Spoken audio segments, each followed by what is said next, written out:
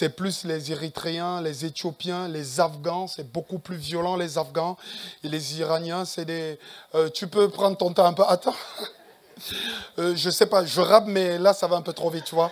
Et j'ai pas de retour aussi, ça aurait été mieux si je dois avoir un retour là. Il marche pas.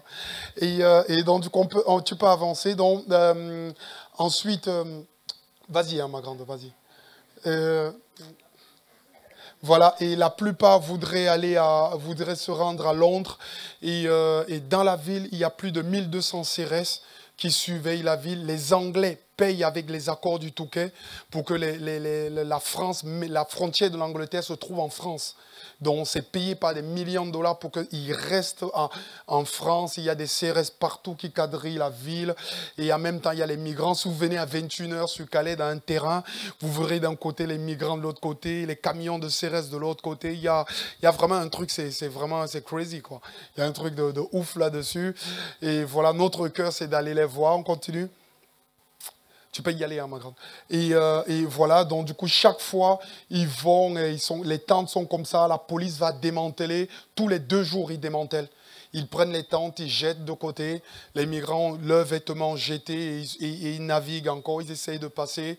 Ils passent par des camions, ils se débrouillent. D'autres meurent en mer essayant de passer. L'autre jour, je vous raconte quelques anecdotes. L'autre jour, on avait des Iraniens qui sont venus à l'église. Le monsieur s'est avancé, on a prié pour lui. Il est tombé par le Saint-Esprit.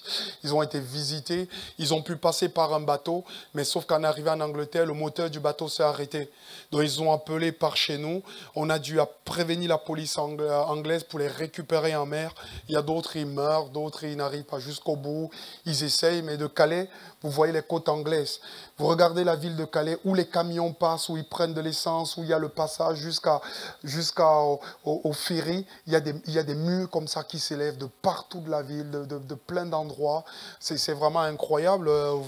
Vous imaginez pas. Et parfois, il y a du trafic entre eux parce qu'il y a des passeurs qui les prennent depuis leur pays, que ce soit en Afghanistan ou en Afrique. Ils les suivent et les passeurs, ils font du trafic. Du coup, quand nous, on va donner à manger, on vérifie que ça ne aille pas dans les mains des passeurs et les passeurs les suivent. Et il y a une guerre entre les passeurs dans les endroits de la ville. L'autre jour, les passeurs sont arrivés avec des armes. Ils ont tiré. Il y a eu 6 morts, des gens couchés par terre à l'hôpital. C'est d'une violence incroyable. Donc, du coup, nous, on va parfois donner à manger. Et voilà, notre activité, c'est de donner de la nourriture.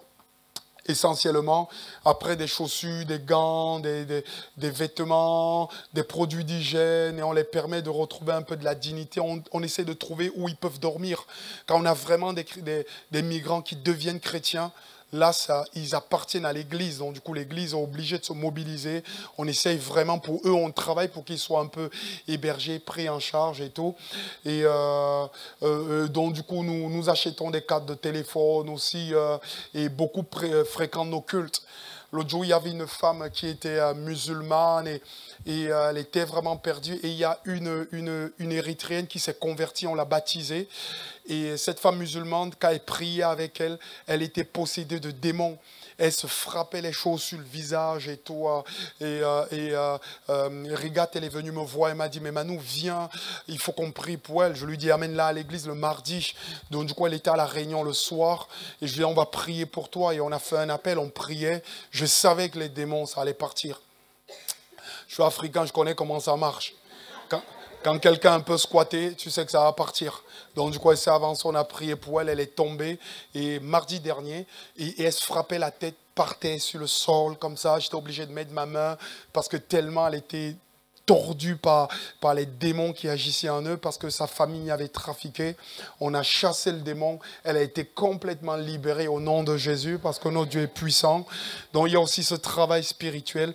On a des gens qui nous aident, quelques personnes des États-Unis. On a aussi un ancien migrant qui a monté une association. Parfois, il vient nous donner un coup de main. On loue des 9 places. On en sort 45, 50 de la jungle. On les met à l'église. On passe un temps récréatif. On leur prêche l'évangile. On prie pour heureux. Voilà, donc du coup, voilà les distributions qu'on a. Vous savez, on fabrique parfois des petites marmites comme ça et tout pour qu'ils puissent cuisiner. Parce qu'ils paient toute dignité, mais nous, on ne veut pas leur donner des repas à l'européenne. On te donne de manger des endives alors que tu as mangé du saka, ça passe pas. Et donc, du coup, on essaie de trouver des produits qui les correspondent un peu plus. Il y a des gens qui ne connaissent pas le saka, bon, je suis désolé. Hein. Nous, on a la triple culture ou quadriptitude, donc du coup, on mélange tout. C'est même pas camerounais, c'est congolais. On continue et nos finances sont vraiment au plus bas et on essaye de s'en sortir à 1300 €, mais on essaye d'aider 100 migrants. Ils sont plus de 500, mais notre objectif, c'est d'aider 100. Parce qu'on ne peut pas, et il faut vraiment se fixer un cadre. Et là, ceux qui nous aidaient, les partenaires, ont baissé leur aide. Et voilà quoi, comment nous aider. J'avais dit, allez, on continue. Mais j'avais mis ça comme ça, une collecte peut être organisée, un soutien mensuel, des gens qui nous envoient des chèques. Et voilà, il y a quelques églises et quelques personnes qui nous envoient des chèques. Dieu pourvoit. Et on espère un peu plus. Et voilà, donc, quand l'hiver arrive, l'hiver à Calais avec ce vent froid d'Angleterre, ça vous glace sur place. Ce qui fait qu'on leur donne des tentes et ils mettent des bâches par-dessus les tentes. Et il y a un migrant, il avait tellement froid un jour qu'il a essayé de mettre un petit pot et mettre un peu du feu dedans. Sauf que je ne sais pas ce qu'il y avait dans son feu quand il a mis dans la tente. Le monoxyde de carbone était dans sa tente. Et quand les CRS sont venus enlever les tentes pour jeter, on l'a trouvé mort dedans. Et c'était l'ami de quelqu'un qui venait à l'église, donc du coup, on a dû faire le suivi par terre. Il y a beaucoup qui meurent, hein. Beaucoup qu'on trouve par terre et ils meurent, et bon, voilà, c'est pas... Mais c'est fou parce que quand vous ne faites pas de politique, vous n'êtes ni de bord, vous voyez juste la dignité humaine. Au ciel, on ne dira pas, oui, ils avaient raison de venir. Moi, je ne sais même pas pourquoi ils viennent. Moi, tu m'es migrant, je suis camerounais, je rentre au Cameroun, donc du coup, ça c'est clair. Mais c'est tellement dur. Ah, mais c'est direct, je repars. Hein. C'est tellement dur. Tellement dur, je vous dire. On continue. Donc voilà. Merci pour votre aide et que le Seigneur vraiment puisse nous bénir et accueillir les étrangers aussi. C'est notre cœur. Vous voyez, moi je suis africain, mais je m'occupe d'Iraniens. Je m'occupe d'Afghanistan.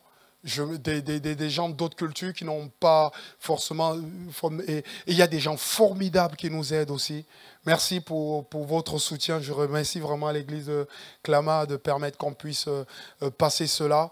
Et au quotidien, je vous assure qu'on va donner des colis, on les réunit ensemble là et on se met à prier.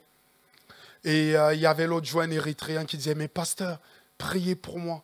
Je ne suis pas bien. Pasteur, priez. On prie. Et il dit, ah... Là, on a Mike, un Nigérian qui est en train de se convertir. Je finis par lui. Et Mike, quand il était au Nigeria, il était mort. On allait pour l'enterrer.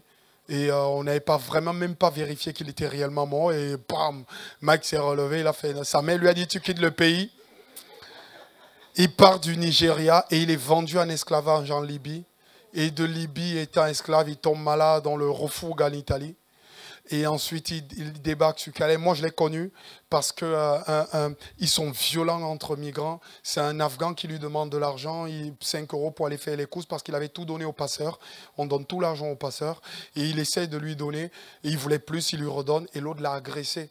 En l'agressant, il lui a coupé le cou et il a coupé sur la tête. Il a été pris à l'hôpital de Lille. Il a fait 1 mois d'hospitalisation. Et il avait peur de mourir et tout. Il tremblait. Et la chrétienne qui l'hébergeait ne pouvait plus dormir. Elle m'a appelé. Et donc moi je suis parti le voir. J'ai dû écouter 2h30 de témoignages en anglais nigérian. Ma fada, ma moda, et c'est compliqué. Et je mets un peu d'humour parce que c'est vraiment grave que mieux vaut parfois à un moment donné avoir du détachement.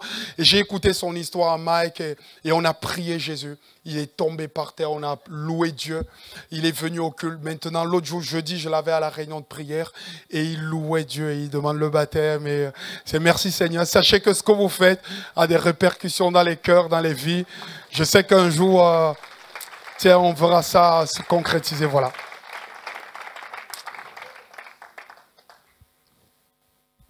Je ça passe à Philippe.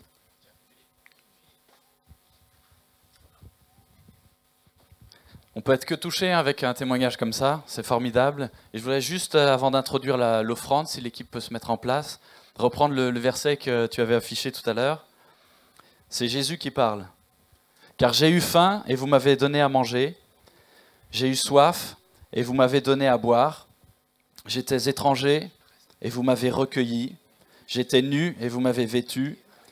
J'étais malade et vous m'avez visité. J'étais en prison et vous êtes venus me voir. Tout simplement. On n'a pas besoin de rajouter. Donc on a vraiment à cœur de soutenir cette œuvre. Donc on vous demandera de faire les chèques à l'ordre de solidarité évangélique. On va faire l'offrande missionnaire et l'intégralité de cette offrande sera remise à Manu pour cette œuvre-là. D'accord? Donc n'oubliez pas, si vous faites des chèques, solidarité évangélique, et vraiment toute l'intégralité sera remise. Et on laisse la place entre-temps à Manu. Merci. J'ai envie de faire un chant ce matin, et vous savez, quand la maison est contente, ça veut dire que maman danse. Quand on est heureux, quand il y a de la fête dans la maison, ça veut dire que maman danse. Est-ce qu'il y a des mamans ce matin dans la salle? J'aimerais que maman danse parce que Jésus a agi. J'aimerais que maman sorte dans la joie parce que les enfants se comportent bien et que tout tourne bien dans la famille. Dans tous les albums que je fais toujours un chant pour les familles. Et le chant que j'ai choisi de faire pour les familles, c'est maman. Hey, maman, arrête de pleurer. Jésus est en action, il est en train d'agir. Et maman, arrête de te soucier parce que Jésus est en train d'agir. Yes. Si vous voulez, on peut se mettre debout pour le chanter.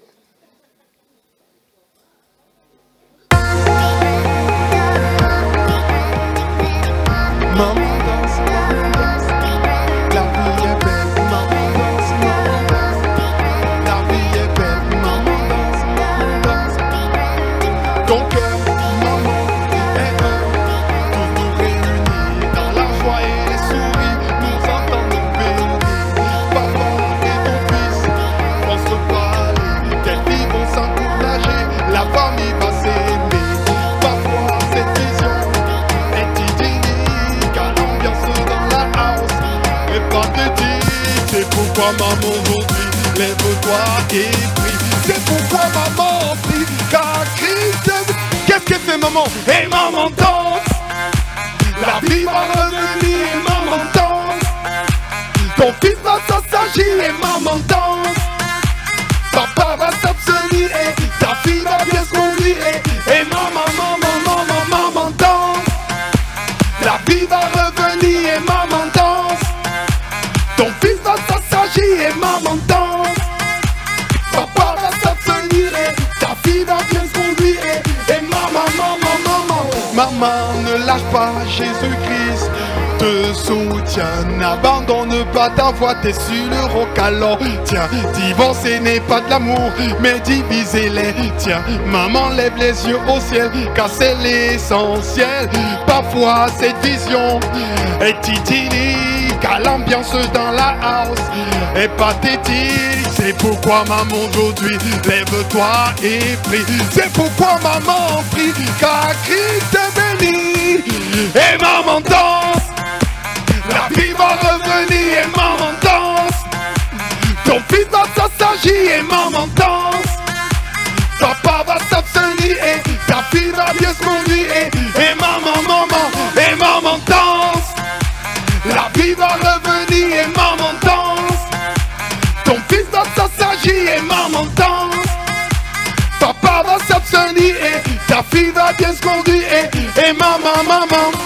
Ce que c'est l'unité, quand la famille avance soudée. Le diable jaloux veut dire la haine ne vient que torpiller l'amour parfum à distiller. Maman en Christ vient festoyer. Maman, je voudrais t'honorer, créer l'émotion, la fierté. Je combats les gestes family faux. La vie en Christ change les codes. Sa parole humiliée dépasse les modes. Tu compares et prends les électrodes. Le vrai mot c'est pardonner. Laisser aimer, tomber, dénimer. Là où l'homme ne peut œuvrer, Christ vient le suppléer. Tout le monde avec moi.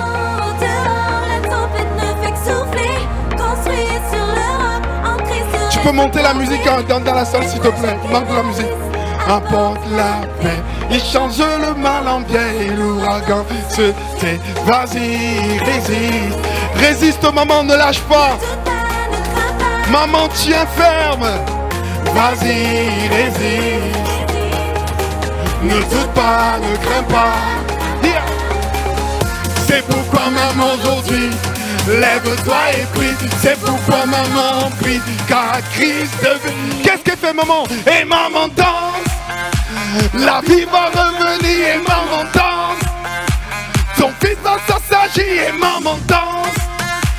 Papa va s'abstenir et ta fille va bien se conduire et maman, qu'est-ce que c'est bon? Et maman danse. La vie va revenir et maman danse. Ton fils va s'assagir et maman danse. Papa va s'abstenir et ta fille va bien se conduire et maman danse. Merci. Vous pouvez prendre place. Hein. Quand maman danse, ah, tout va bien, mon ami. Quand maman danse, c'est bon. Mais quand maman pleure, fais gaffe. Quand elle est fâchée, fais gaffe aussi. Que le Seigneur vraiment puisse nous bénir. Merci parce que vraiment vous me bénissez ce matin de vous voir, d'échanger avec vous, d'avoir un temps de partage, d'étudier la parole de Dieu. Ça me permet vraiment, c'est vraiment bénissant, c'est ressourçant. Merci pour le Seigneur. Ce matin, ce que je voudrais partager avec vous dans la parole de Dieu, c'est de vraiment rester serviteur en toutes circonstances. Rester adorateur en toutes circonstances. Rester dans l'annonce de sa grandeur en tout lieu et en toutes circonstances. Parfois, nous rêvons d'être dans un autre lieu, espérant toujours ce qu'il y a de meilleur, d'être dans un endroit plus propice, de servir Dieu dans telle ou telle condition. Ce matin, ce que j'ai envie de faire, ce que j'ai envie de t'inviter, c'est peu importe l'endroit où tu te trouves, peu importe les circonstances où tu sers, annonçons sa grandeur avec joie, paix et amour dans ce que nous vivons et dans ce que nous sommes. Je suis persuadé que celui qui a commencé cette bonne œuvre en toi la poursuivra, en poursuivra l'achèvement jusqu'au jour de Christ. Nous sommes conscients de ce passage qui dit hey, « Toutes choses concourent au bien de ceux qui aiment Dieu et qui sont appelés selon son dessein. » Ça concourt. Rien ne pourra arrêter l'œuvre de Dieu en toi. Ni un lieu, ni les circonstances, ni ce qui te pense impossible. Rien ne pourra. La vie éternelle a commencé quand j'ai donné ma vie à Christ. Et cette vie qui commence à Christ, rien ne pourra l'arrêter. Tu peux le confesser ce matin, rien ne pourra l'arrêter. Qui peut arrêter la croissance de ce que Dieu a décidé de faire pousser? Qui peut arrêter la croissance de ce que Dieu a décidé de faire pousser? Personne. Nous qui contemplons le visage découvert, la gloire de Dieu comme un miroir, nous sommes transformés en son image de gloire en gloire. Qui peut empêcher la transformation de ma life? Qui peut empêcher la transformation de ma life de gloire en gloire? Qui va se mettre sur le chemin de Dieu pour m'arrêter? Personne. Nobody. Alors dis à ton voisin, nobody can stop me. Hey, je fais comme si je parle anglais parce qu'elle est migrant, ils parlent tous anglais. Donc du coup, je me suis mis un peu. Vous savez que l'anglais, c'est comme le Nutella. Moins on en a, plus on l'étale. Rien ne pourra stopper ce que Dieu a décidé de faire. Alors mon frère, ce matin, je voulais prêcher avec des PowerPoint en mettant les trucs tout nickel et tout comme il faut en clamant. J'ai décidé de vous parler ce matin mon cœur. Moi, je te dis ce matin, lève tes genoux, commence à confesser. Rien ne peut arrêter Dieu. Rien ne peut arrêter Dieu. Reste dans les circonstances où Dieu te met. Rien ne peut l'arrêter. Et commence à le confesser et lève-toi. À partir de ce soir, tu vivras une vie spirituelle différente. Tu vivras une vie spirituelle différente. Ce qui m'a marqué, c'est le passage de Philippiens 1:13. Quand Paul parle, ça m'a touché quand Paul a parlé. C'est vraiment le passage là qui m'a fait écrire. Si tu peux le mettre, Philippiens 1:13. C'est le passage qui m'a vraiment touché. Il est écrit, en effet, ça va arriver, vous inquiétez pas. En effet, tous les fonctionnaires du gouverneur et tous les autres savent maintenant que je suis en prison parce que je sers le Christ. J'ai dit, ah, le gars, il est en prison. Il est bloqué. Et il écrit un livre où tous les chapitres, il parle de joie. Le livre de Philippiens, c'est l'hymne à la joie. Le gars, j'ai cru que Paul il était africain, avec le sourire. Chez nous en Afrique, les pâtes dentifrice marchent bien parce que tout le temps il faut. Avec le sourire. Même si tu es fâché avec le sourire. Quand tu prends le livre aux Philippiens, tu vois que Paul fait un hymne à la joie. Mais quand tu regardes les conditions dans lesquelles il vit, tu te dis, mais Seigneur. Et là, il dit, mais pendant que j'étais en prison, qu'est-ce que j'ai fait? J'ai annoncé l'évangile au gouverneur, aux gens de la prison, à tout le monde. Ils savent que je suis à Christ. Qu'est-ce que Paul a fait? Et c'est mon propos ce matin. Il a utilisé les circonstances pour regarder comment dans le lieu où il était, la gloire de Dieu pouvait se manifester. Il a utilisé, regardé les circonstances et il s'est dit, mais comment la gloire de Dieu va se manifester dans ce lieu? Et il s'est dit, c'est ce que je veux vivre. Alors qu'il est en prison, il a fait plusieurs années, on l'a sorti 2-3 ans, il est retourné dedans et il en est même mort. Mais après, j'ai regardé toute sa vie, j'ai vu que, qu'il soit à l'Aréopage, où il y a des intellectuels, des philosophes, des épicuriens, il s'est dit comment à l'Aréopage je vais leur prêcher l'évangile. Il a utilisé la philosophie. Qu'il soit dans des synagogues où les Juifs l'attendent avec des pierres pour le... Et il a dit comment je peux utiliser l'évangile. Qu'il soit dans un bateau qui va faire un naufrage et dont le capitaine... Et que même Paul dit j'ai perdu toute espérance de vivre. Il a regardé comment la gloire de Dieu peut se manifester. Notre joie, c'est de voir la gloire de Dieu là où nous sommes. Ouh! Notre joie, c'est de voir la gloire de Dieu, qu'importe notre âge. Notre gloire, c'est de voir la gloire de Dieu, qu'importe nos occupations. Notre gloire, c'est de voir la gloire de Dieu, qu'importe où nous sommes. Et quand vous prenez la vie de Paul, c'est ça qui le caractérise. Mon frère, ma soeur, tu n'as pas besoin de changer de lieu. Tu penses que Washington, c'est mieux? Washington DC? Tu penses que le Canada, c'est bien? Et tu penses que Calais, c'est pourri, c'est ça, c'est ça. Eh, dites la vérité, dites la vérité. Vous êtes su, je vous ai vu ce matin. Vous m'avez regardé. Oh, le pauvre. Oh, c'est dur pour lui. Oh, il a froid. Il finira esquimau glacé. Il y a une femme qui fait chocolat. Tu vas voir le chocolat. Et je vous parie que ce qui est important, ce n'est pas là où vous êtes. Ce qui est important, ce n'est pas vos circonstances. Ce qui est important, c'est ce que Dieu déclare qu'il va faire. Ce qui est important, c'est ce que Dieu déclare comment il va se manifester. Moi, dès qu'on me met dans un endroit, je dis, ça va tomber par où, Seigneur? Donne-moi que je me prépare. Ça va venir, mais par où? Et c'est ce que Paul disait. Tout le monde savait ce qui allait. Pourquoi il était en prison? Prenez l'exemple de Joseph.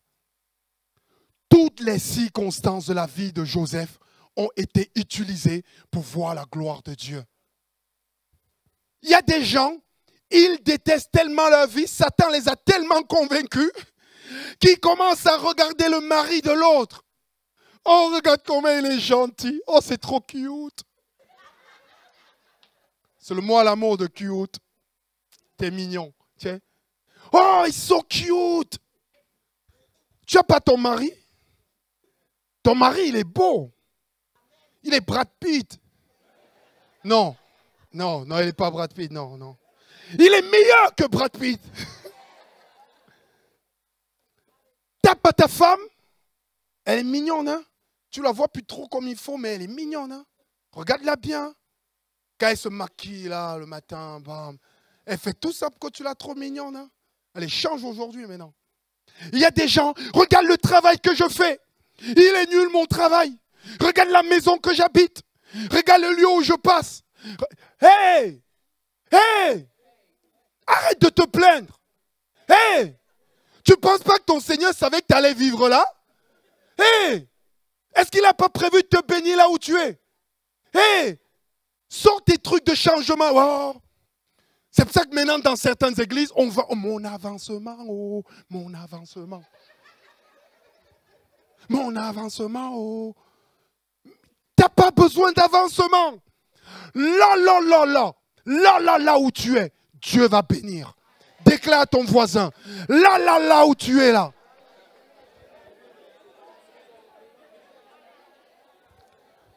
Joseph était en prison.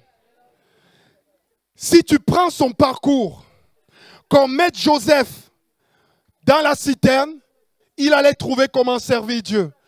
Quand on le vend chez Potiphar, moi, j'ai vu une vision où ma gèbe allait s'élever, où le soleil et la lune allaient devant moi. J'arrive chez Potiphar comme esclave, mais je commence à pleurer quand tu es un homme naturel. Qu'est-ce que je fais ici?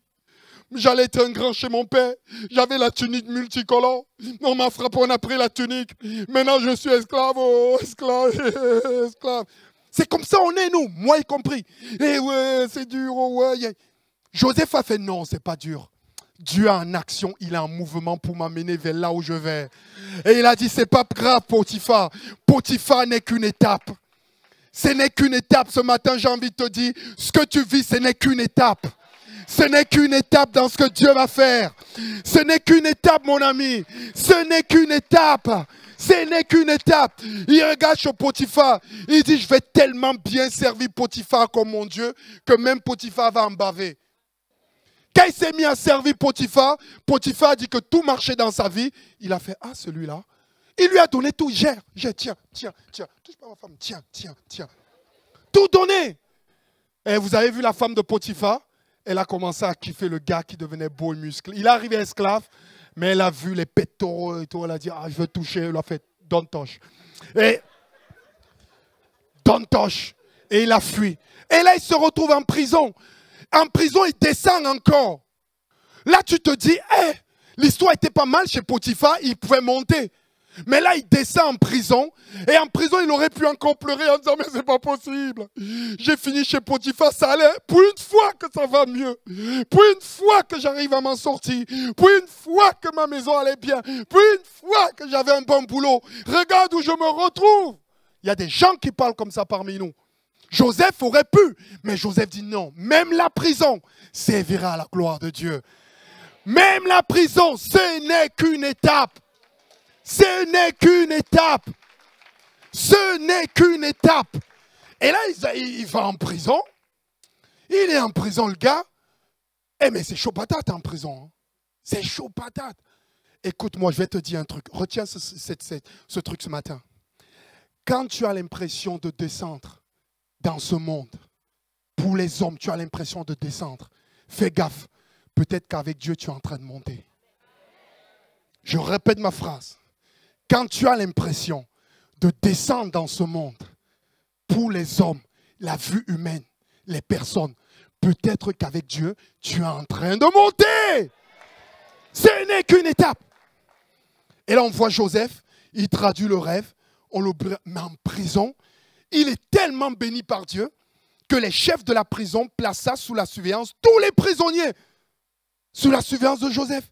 On lui a tout donné, les clés. Le chef de la prison ne prenait aucune connaissance de ce que Joseph avait fait, tellement il était béni. Fais gaffe, parce que l'épreuve que tu vis, ce n'est qu'une étape. Parfois, l'épreuve, elle vient pour nous détacher du confort de cette vie et permettre qu'on va vers Jésus. L'épreuve, elle vient parfois purifier l'église des chrétiens superficiels. L'épreuve, elle vient, elle nous aguerrit notre foi pour que nous puissions être persévérants. L'épreuve parfois vient pour servir d'exemple aux autres quand nous l'avons traversé. Continue à marcher et accomplis ton mouvement vers Dieu. ne t'arrête pas. Ne t'arrête pas. Ne t'arrête pas. Ne t'arrête pas. Prends l'exemple de David. Continue son mouvement. A accompli le plan de Dieu pour lui. Rien n'a pu arrêter David. Qu'il soit oublié par son père dans le choix d'un roi. Oublié par son père. Qu'il soit berger. Qu'il soit envoyé dans le champ de bataille et qu'il soit devant Goliath. Qu'il soit en fuite pendant des années devant Saül. Pendant des années. Qu'il passe par Tislac, qui est le lieu de l'humilité, jusqu'à ce qu'il règne à Hébron. Il s'est servi de toutes les circonstances pour avancer. Avancer. Vous savez, tout le monde connaît cette histoire. Il y avait un monsieur qui n'aimait pas son âne. Et il a décidé de l'enterrer, vous la connaissez. Et il prenait la terre et il mettait sur l'âne. Qu'est-ce que l'âne faisait? Il se secouait et il montait par-dessus et la terre montait. Pourquoi tu ne fais pas ça pour toi? Pourquoi tu ne fais pas ça pour toi? Sois un âne. Non. J'avais promis de ne pas le dire, mais bon, bref. Tu n'es pas un âne, tu es un enfant de Dieu. Jésus est resté Jésus à Nazareth, à Béthanie, à Jérusalem, jusqu'à Golgotha. Jésus est resté Jésus à Nazareth, dans une ville où son message est méprisé. Où on dit, mais ce n'est pas le fils de Marie, on n'a rien à faire de sa royauté. Il se sert des circonstances pour enseigner ses disciples. Jésus est resté le même à Béthanie. Hey, Lazare, sort de ce tombeau. Hey, Lazare. Il est resté le même à Jérusalem, là où il arrive accueilli comme un roi, avec sur le dos du pétu d'une ânesse, et là où il va ressortir pour aller être crucifié de la même ville, de la ville où il pleurait. Jésus est resté Jésus. Mon pauvre, je vous assure, ce matin, j'ai envie de vous dire, connectez-vous avec ce que Dieu est en train de faire dans le lieu et dans les circonstances où tu es. Connectez-vous avec ce que Dieu est en train de faire dans les lieux et dans les circonstances où tu es. Quand tu arrives dans un endroit, connecte-toi pour que Dieu te dise ce qu'il est en train de faire. Yeah. Moi, j'étais en Afrique, j'étais un garçon qui venait de me convertir. J'ai dit au Seigneur, qu'est-ce que tu vas faire de ma vie? Moi, on m'a dit, tu veux servir Dieu, tu n'as même pas une Bible. On m'avait acheté une Bible, je n'en avais pas eu. Donc, du coup, je prenais la Bible des potes à l'église, je relisais toutes les histoires avant les débuts de culte pour être sûr d'être nourri toute la semaine. Ensuite, j'ai eu ma Bible. Ça ne sert à rien où tu commences. Ce qui compte, ce n'est pas où tu commences, c'est là où tu vas. J'ai commencé à prier le Seigneur en disant, Seigneur, qu'est-ce que je vais être? Un jour, je rentre dans ma chambre, j'ai vraiment une vision de Dieu qui me montre que je prêche à plusieurs peuples un peu partout et tout dans le monde. Je commence à croire en cette vision. Et je me sers de ces circonstances. J'ai eu des graves problèmes dans ma vie. Je suis tombé malade plus d'1 an et demi. J'ai dû tripler ma classe de première parce que c'était tellement difficile. J'ai été persécuté 1 an par ma mère parce qu'elle ne voulait pas que je croie en Jésus. Je faisais 15 km pour aller à l'église. Et quand j'arrivais, je louais Dieu, mais j'évitais de lever les bras parce que les gars à côté.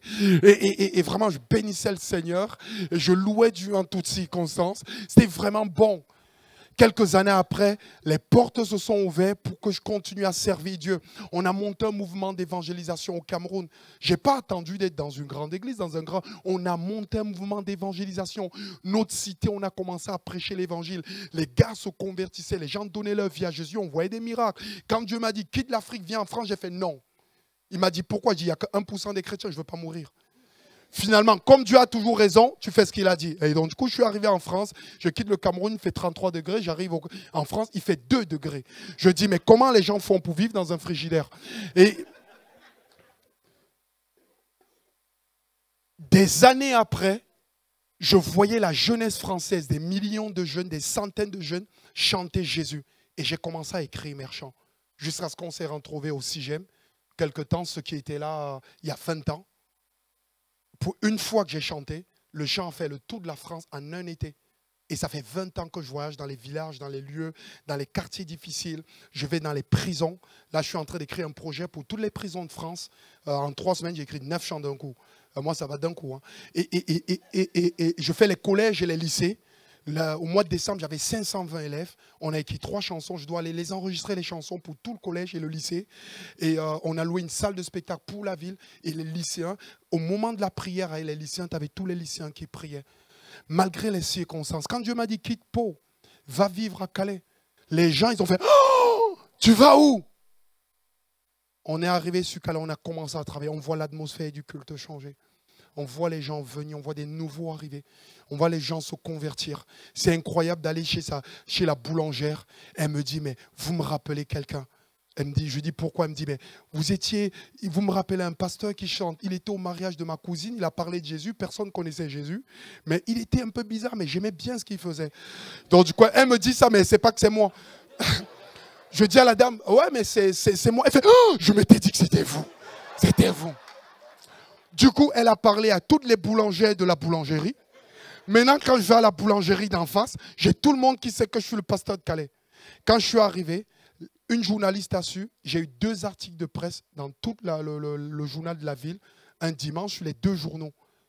Je vous assure, qu'importe les circonstances que tu vis, la maladie, la souffrance, la douleur, la détresse, le mal, cherche comment Dieu est entré. Connecte-toi à ce que Dieu va faire. Vous recevrez une puissance. Et vous serez capable d'être mes témoins. Mes témoins, mais à Jérusalem, en Judée, en Samarie, jusqu'aux extrémités de la terre. Est-ce qu'il y a un endroit où ça s'arrête? Est-ce qu'il y a un endroit où ça s'arrête? Est-ce qu'il y a un lieu où Dieu n'est pas? Est-ce qu'il y a un endroit du monde où Dieu n'est pas Dieu? Est-ce qu'il y a un endroit du monde où la puissance de Dieu ne se manifeste pas? Est-ce qu'il y a un endroit du monde où Satan a l'autorité et pas Dieu? Alors si c'est vrai, dans les circonstances où tu es, commence à dire, Seigneur, tu vas bénir. Mais seulement, nous ne prenons pas le temps de connecter à ce que Dieu veut faire et en disant, Seigneur, mais qu'est-ce que tu veux faire? Dis-moi, j'y vais. Dis-moi, je commence. J'ai rencontré des gens dans des circonstances, vous ne pouvez même pas imaginer. Vous ne pouvez même pas imaginer. Vous ne pouvez même pas imaginer. Dès que Dieu nous place dans un endroit, ses plans de construction sont déjà établis pour étendre son royaume. Je répète ma phrase ce matin. Dès que Dieu nous place dans un endroit, ses plans de construction sont déjà établis pour étendre son royaume. Donc quand tu arrives dans un endroit, dis Seigneur, tu as déjà commencé à étendre. Je n'ai pas attendu à 16 ans, à 17 ans, à 14 ans. Moi, j'étais fougueux. Dieu est bon. N'oublions pas que le territoire de travail du Saint-Esprit, c'est le monde entier. Est-ce que ce matin, on peut prier? Vous ne voulez pas être long ce matin, juste, est-ce qu'on peut prier là où tu es? Tu commences à dire, Seigneur, j'ai marre de me plaindre. J'ai marre de pleurer. J'ai marre de dire que je suis mal né. J'ai marre de dire que j'ai mal grandi. J'ai marre de dire que je n'ai pas d'argent. J'ai marre de dire que ça ne va pas. J'ai marre de dire qu'à gauche et à droite, ce n'est pas bon. Seigneur, je change de discours ce matin. Seigneur, je confesse que tu es Dieu et que tu vas te glorifier. Seigneur, je prends le parti maintenant de te chercher et de regarder que ce soit pas mon boulot, pas ma maison, pas ma famille, dans le lieu où je travaille, dans le ministère que je fais, dans le service que tu m'as donné. Seigneur, je commence à regarder comment tu vas te glorifier. Tu n'as pas changé. Tu n'as pas changé, Seigneur. Et je veux voir ta gloire. Si ce matin, tu as été d'accord avec mon message et que tu prends la position, tu prends la décision de te repentir. Te repentir, c'est confesser. Te repentir, c'est faire demi-tour de ce que tu penses ou de ce que tu vis. Si c'est ton cas ce matin, alors lève-toi à ta place pour dire, Seigneur, me voici. Me voici, Seigneur. Je décide que tu te serves des circonstances que je vis. La maladie de ton fils, ce n'est pas pour rien. Jésus a dit à quelqu'un, hey, cette maladie est là pour montrer la gloire de Dieu. Les circonstances que tu vis sont là pour montrer la gloire de Dieu. Pour montrer que Dieu est grand. Car il va se manifester et il va glorifier son nom. Ouh! Je suis fou de Dieu ce matin. Je suis fou de ce que quand je vous vois, je me dis, Seigneur, quelle œuvre! Quelle œuvre! Alors ce matin, c'était d'accord avec moi en disant, Seigneur, je change d'optique. Je change de vision. Hey, Seigneur, dans les circonstances où tu m'as mis, j'ai jamais cru qu'en allant sur Calais, j'aurais fait autant de voyages missionnaires. Que ce soit l'Égypte que j'ai visité en long, en large, à travers pour voir les missionnaires américains et comment ils implantent des églises dans les pays arabes. Que ce soit le Burkina Faso où j'étais avec 5000 jeunes pour annoncer Christ. Que ce soit qu'importe là où Dieu te met, il te fait fleurir. Dieu t'a planté. Dieu t'a planté. Et rien ne pourra te déraciner. Dieu t'a planté. Et il est en train d'étendre tes racines. Rien ne pourra te déraciner. Alors commence à confesser. Quand Satan viendra pour te dire que tu es nul, tu es rien, change de lieu, l'endroit où tu vas ne va pas bien. Dis au Seigneur, je reste dans mes circonstances et je verrai la gloire de Dieu. Je verrai la gloire de Dieu. Seigneur, je te prie au nom de Jésus pour ceux qui sont levés ce matin, qui prennent la décision de savoir que là où ils sont, Dieu est. Là où sont, Dieu est. Tout lieu que foulera la plante de ton pied. Tout lieu que foulera la plante de ton pied. Le travail, la maison, l'hôpital, les lieux où tu es, qu'importe. Tout lieu que foulera la plante de ton pied, je te le donne. Seigneur, je te prie pour ceux qui sont levés ce matin. Oh Dieu de gloire, qu'ils ne désespèrent pas. Seigneur, nous prenons la position de revenir à toi. Seigneur, de revenir de tout notre cœur, de croire, Seigneur, que le projet de Dieu s'accomplira. Ce que sa bouche dit, ça s'accomplira, qu'importe les circonstances. Ce que sa bouche dit, la vision que Dieu t'a donnée, l'appel que Dieu t'a donné, les mots que Dieu a utilisés, ce qu'il a mis dans ton cœur, ça s'accomplira. Seigneur, merci de fortifier, de bénir l'Église, de soutenir l'Église, d'encourager l'Église. Merci Seigneur pour ta puissance, ta force Seigneur. Seigneur, je te prie enfin que dans les moments là, quand nous serons seuls après ce culte, on puisse renouveler cette alliance avec Dieu. On puisse dire, Seigneur, tu avais prévu qu'en 2020, je sois comme ça. Et tu avais prévu de me bénir. Les projets que j'ai pour toi ne sont pas des projets de malheur. C'est des projets de bonheur et tu n'as pas besoin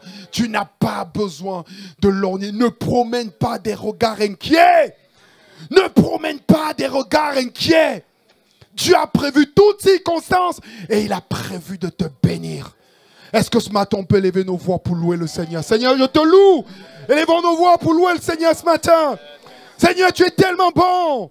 Seigneur, tu es digne de louange. Glorifie ton nom, Seigneur, dans ce que tu fais, dans ce que tu es. Seigneur, tu es incroyable. Oh Dieu,